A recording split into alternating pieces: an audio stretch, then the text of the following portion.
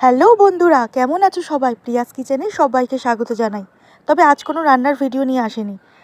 আজকে তোমাদের দাদাভাই দুপুরবেলা একটুকু ভাত খেতে পারেনি।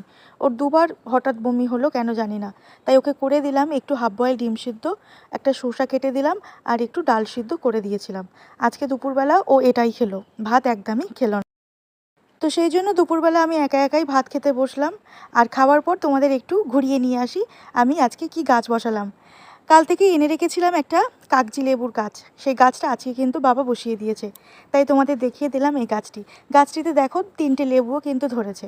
জানি না গাছটা কতদিন বাঁচবে, আদৌ বাঁচবে কি না। তবে এই লেবু গাছ বসানোর শখ ছিল আমার অনেক দিন ধরে।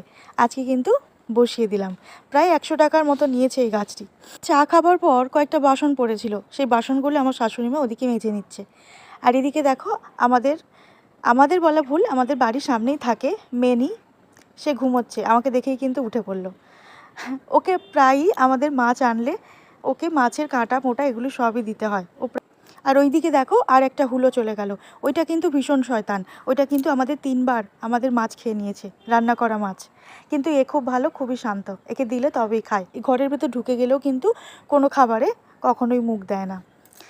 মাঝে মধ্যে জানালা দিয়ে ঢুকে আমার বিছানার ওপর উঠে কিন্তু শুয়ে থাকে এই দুষ্টুটা। মাঝে মাঝেই দেখছি নড়ে চড়ে উঠছে। কারণটা তারপরে জানতে পারলাম যে দেখলাম ও লাল পিঁপড়ের মধ্যেই কিন্তু শুয়ে আছে, যার জন্য এদিক ওদিক মাঝে মধ্যে নড়াচড়া করে উঠছে। তো ও করতে থাকুক ওরকম। আজকে এই পর্যন্তই, দেখা হবে পরে কোনো ভিডিও।